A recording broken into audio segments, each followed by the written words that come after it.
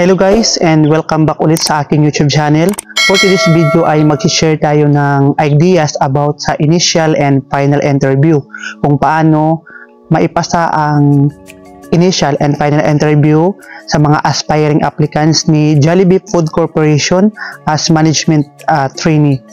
So from my previous vlog naman ay aking sinabi doon ang step-by-step process. So since na hindi siguro na tinapos yung mga video, kaya naghihingi sila ng another tips kung paano po yung mga process, especially sa initial and final interview. So ngayon, matagal na akong hindi nakapag-video ulit about sa Jollibee dahil nandito ako sa ibang bansa and nasa kay McDonald's na po ako. Pero before that, I would like to congratulate sa lahat ng mga pumasa sa exam, sa mga nag-take ng preliminary exam doon kay Jollibee. So sa mga nanood ng aking previous vlog, so congratulations sa inyo at sa mga pumasa doon sa exam. So 'di ba, maraming mga nagko-comments at halos doon is pumasa. Ayun na nga, dahil medyo busy tayo at may time ako ngayon. So ayan, gagawa tayo ng vlog about sa interview. So hindi ko na yun ihahatiin yung initial at saka final dahil gagawa ulit tayo ng panibago. So para malaman ninyo guys, panoorin nyo po yung buong video, wag nyo po yung ikakat, i-skip para at least maunawaan ninyo yung process ng step by step. Kasi pag marami naman doon sa previous vlog ko yung mga pumasa, siguro dahil tinapos nila yung video, or else meron kasi minsan conflict, so mas hindi kasi na naunawaan kung panoorin nila lang buo dahil ang ginawa ko doong step by step is from the beginning until matapos yung training. So ngayon, gagawa tayo ng separate video for interview lang talaga. So focus tayo at least para sa mga ibang applicants na gusto talaga maunawaan mo na yung process ng interview. Kasi doon sa previous is from the interview, training process, so ginawa ko kasi doon, kaya dito focus tayo sa interview. So panoorin niyo at tapusin yung video para maunawaan ninyo. So ayun na nga, punta tayo muna sa initial. So bago tayo mag-proceed sa final, so ngayon gawa muna tayo ng initial. So pag take nyo ng exam doon, so dalawang klase kasi yun ang process ng application ni Jollibee. Pag pumunta kayo sa head office ni Jollibee doon sa Ortigas, ang mangyayari kasi doon, pagpatak ng 8 AM, so dapat before 8 AM nandun na po kayo sa head office. And then pagdating nyo doon, mag-start yung screening, so which is exam muna. So doon, pag naipasa nyo ang preliminary exam na may mga step-by-step process doon sa mga exam, kung nanood kayo sa mga previous vlog natin, doon yun ang process. Pag naipasa mo yung exam doon sa head office, ang next dyan is initial interview. Yan doon. Pagkatapos naman, mayroon din ibang process na unang interview before taking the exam. So ayan na nga, sa interview tayo mag-focus. Sa part ng interview, sa initial tayo muna. So sa part ng initial interview, mostly doon is tinatanong. Kasi based lang man din sa ating resume. So kailangan kung anong nakalagay sa inyong resume, at halimbawa, may mga previous kayong experience sa food industry. Kung kayo ay nagiging crew muna, so ang mostly tinatanong lang naman dyan kung wala pa kayong experience as managerial experience or management trainee at nag-apply kayo kay Jollibee as MT, ang mostly naman dyan tinatanong is about sa resume mo. For example, sa previous work experience, tatanungin dyan kung ano yung mga ginagawa mo, and medyo mas maraming katanungan sa'yo if ever wala ka pang experience sa managerial experience, dahil kakastart mo pa lang, and si Jollibee ang magiging first na maging experience mo na magkaroon ka ng management experience. So tatanong sa'yo dyan, una dyan tinatanong mostly is paano mo i-handle ang stress sa loob ng store operation. So since open ay yung isang store, halimbawa ma-assign ka sa 24 hours na store, so as a manager or acting ka dyan, di ba, management training, mag-start ka pa lang. So paano mo i-handle ang stress sa loob. So ito sa mga mostly na walang experience. So kung ikaw naman may experience ka as service crew, mostly mabilis ang mga mabilis mo maisagot niyan or makapagbigay ka agad ng idea kung paano mo i-handle ang stress sa loob ng store dahil may experience ka na sa food industry. Unlike sa mga fresh graduate na wala pang experience sa food industry or kahit crew experience wala pa sila, at first na papasukin nila is management experience agad. So ayun ang mga mostly tinatanong kung paano mo i-handle ang stress. Ang next dyan, anong mga direct supervision. So parang based lang din doon sa take ng exam mo, may mga direct supervision kasi doon. So paano mo i-handle ang operation. So another tips din dyan kung paano ka mag-handle ng customer complaint. So parang bigyan ka ng situation sa during interview as a manager. So paano mo i-handle ang customer complaint. So minsan magbibigay sila ng example how to handle irate customer. So kung halimbawa nag-hysterical si customer, paano mo i-handle yon? Mostly ganun. And then paano mo ipahalagahan yung trabaho mo. So as a first timer na wala pang experience sa managerial experience, ang itatanong diyan kung ano ang mai-contribute mo sa kay company. And then mostly dyan is why should we hire you? So paano kita i-hire? Parang ini-negotiate mo yung sarili mo, ibibinta mong sarili mo para mapa-oo mo yung nag-i-interview kasi nag-apply ka as a manager. So hindi yan biro na position ang in-applyan mo kasi ikaw ang mag-handle or magma-manage ng store. So kailangan mong makipag-negotiate ka or else parang binibinta mo yung sarili mo para ipasa mo or paano mo i-handle ang situation na yun. So mostly yun lang naman ang tatanong sa initial interview, kung paano mo i-handle ang stress sa store, paano ka mag-deal sa customer, tapos as a first timer, kakayanin mo ba yung mga trabaho na yon. And then kung halimbawa wala kang experience, mapunta ka sa 24 hours, kaya mo ba yung ganong mga trabaho? So mostly hindi naman masyado sobrang mahirap ang tanong sa initial interview kasi mostly nakalagay sa resume from personal information, parang isabihin mo lang ang name mo, address kung saan ka, and then mga previous work experience. Minsan nagtatanong yan sila kung anong mga ginagawa mo sa previous work experience mo during initial yan. And then same din yan sa sa may mga experience naman. So kung ikaw may experience sa ibang food industry and then lumipat ka kay GFC, mostly dyan tinatanong sa initial mo is ang about sa previous work experience. So kung ikaw may experience ka na kay sa ibang restaurant, sa ibang food industry, and then nag-apply ka kay Jollibee, so more on follow-up lang din ang question kasi nga related lang din sa previous na experience mo. So doon yan itatanungin ni nag-i-interview pala. 'Di ba? So hindi naman siya masyado mahirap kung halimbawa kaya mo naman i-defense at saka alam mo naman sa sarili mo kung previous experience mo yun talaga ang mga ginagawa mo, para ikwento mo lang or ikwento mo sa kanila na ayun ang mga ginagawa mo sa previous experience mo.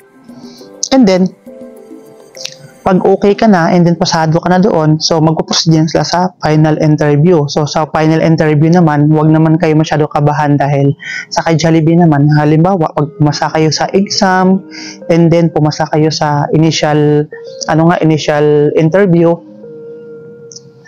pagdating nyo yan sa final interview, if ever i-assign kayo kay Jollibee or sa kay Greenwich, Mang Inasal, bisa sa under sa kanyang corporation.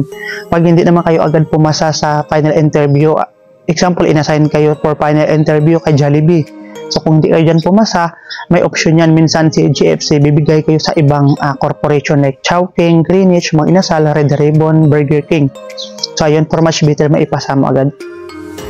Sa final interview, ang mostly naman dyan tinatanong is about sa parang minsan follow-up question na lang din yan kasi pag halimbawa nakita kasi nila sa screening interview mo sa initial na okay naman ang result ng iyong interview, si kasi dyan ang magpa-final.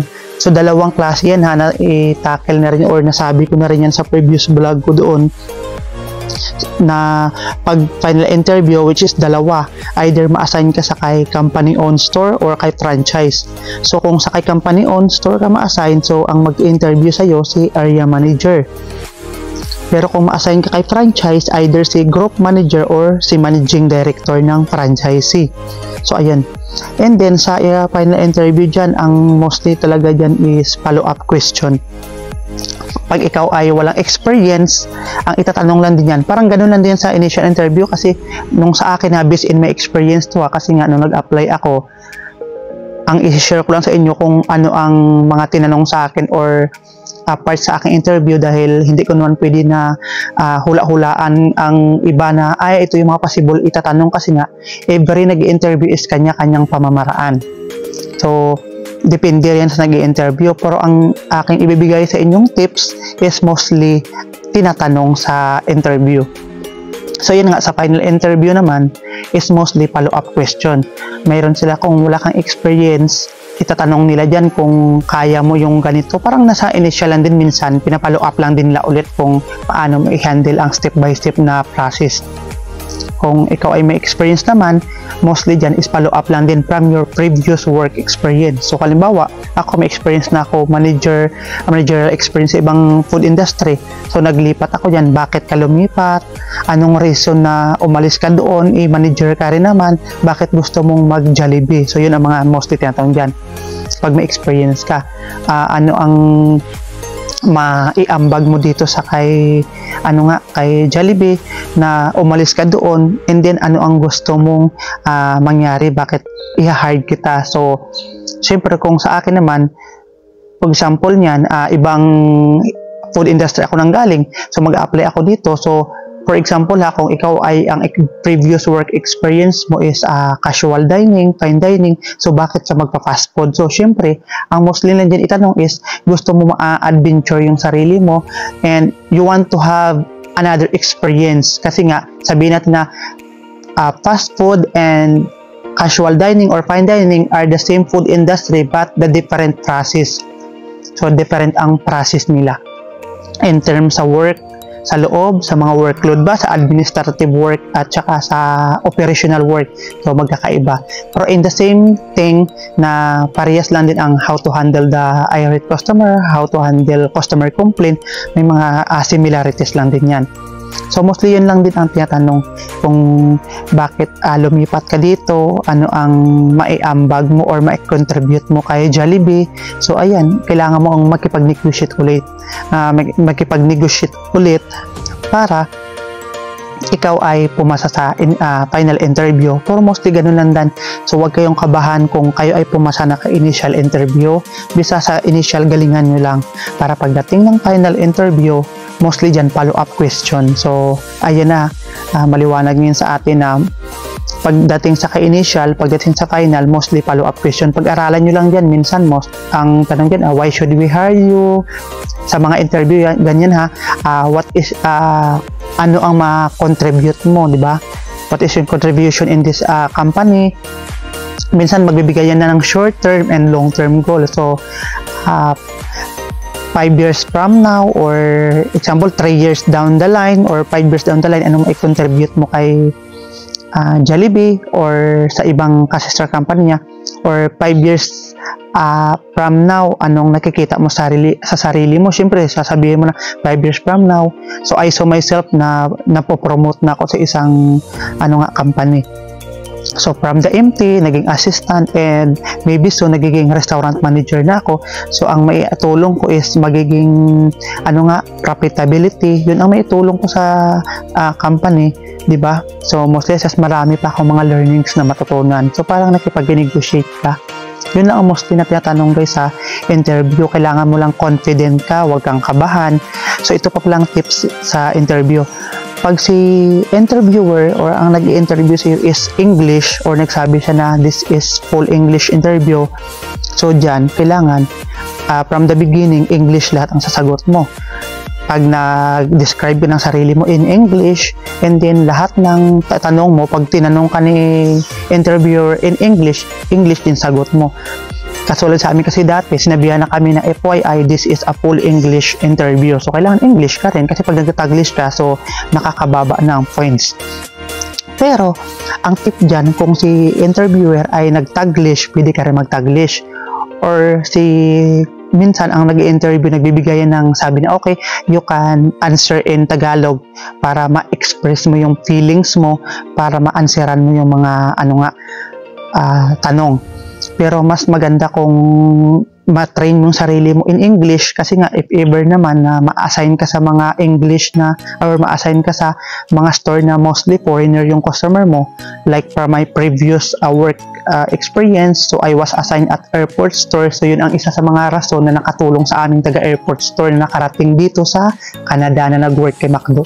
Dahil pag na-assign ka kasi sa airport store, syempre expected mo na, especially kung international airport, expect na lots of your customer or lots of our customer is foreigner from different countries. So isa rin yan sa mga reason na pumasa kami dito kasi nga yun din ang sagot namin kay employer na lots of our customer came from different countries. So nakapag-interact na kami or nakipag-communicate kami kay customer or different customer from different countries. So yan lang ang tips na maibigay ko sa inyo guys. So confident lang during interview, tiwala sa sarili. So syempre manalangin ka rin if ever talaga na yung gusto mo is hilingin mo kay Lord na para talaga sa'yo is ibigay niya. Kasi kahit anong galing mo, kahit anong confident mo, kung hindi talaga para sa'yo, minsan may mga time na hindi rin ibibigay sa'yo. Pero kung time na yan, maghingi ka ng sign kay Lord na ito bang work na to is para na sa akin, ready na pa ako sa ganitong work. Ayan, pag binigyan ka ng sign, ayan, parang talaga sa'yo. So even though hindi ka naman sobrang kagalingan sa pag-answer, as long as naman na ma-express mo yung feelings mo. Pero yun, sabi ko nga, pag English din ang sagot mo. Pag nag-Taglish, pwede ka mag-Taglish. Pero pag sinabi ni interviewer na, okay, you can speak in Tagalog, para ma-express mo, okay, you are free to speak Tagalog. Diba? Pero mostly, mas Taglish nga, mas maganda rin kung nag-Taglish si interviewer. So yan lang guys ang maitulong ko sa inyo. Hope na makatulong ito yung aking video at mapanood nyo hanggang matapos. So, support nyo naman po yung aking YouTube channel. Subscribe nyo and share, like sa mga pumasa sa exam. So, I'm so thankful na hindi ako umasa na kahit sa ganitong simpleng pagpa-vlog lang, kahit maliit lang yung aking YouTube channel, pero maraming natutulungan. And also, hindi naman po ako snubber na makikita nyo naman doon sa previous vlog na lahat na nagko-comments, isa kong replyan. At bukod pa doon, iba nag-PPM sa akin, nagmi-message sa aking Facebook page.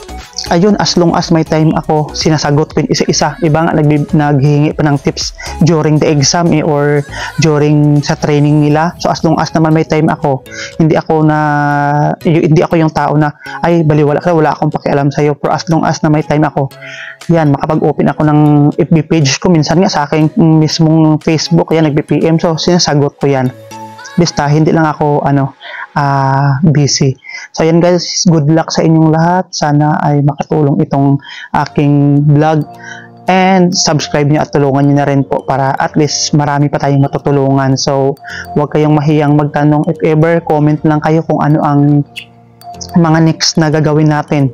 So as long as na may time po ako. So siguro pag next time naman, pag may time ako, i-try kong gumawa ng ship management at training kasi nakaraan ang sa previous vlog ko is about the BOTP or Basic Operation Training Program or training process.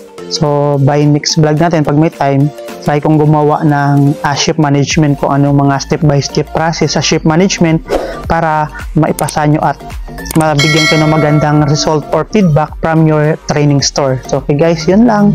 Thank you so much sa inyong panonood and God bless you all. Good luck sa inyong lahat to become a part of Jollibee team. Bida ang saya, napakasaya dun guys, promise. Thank you and good luck.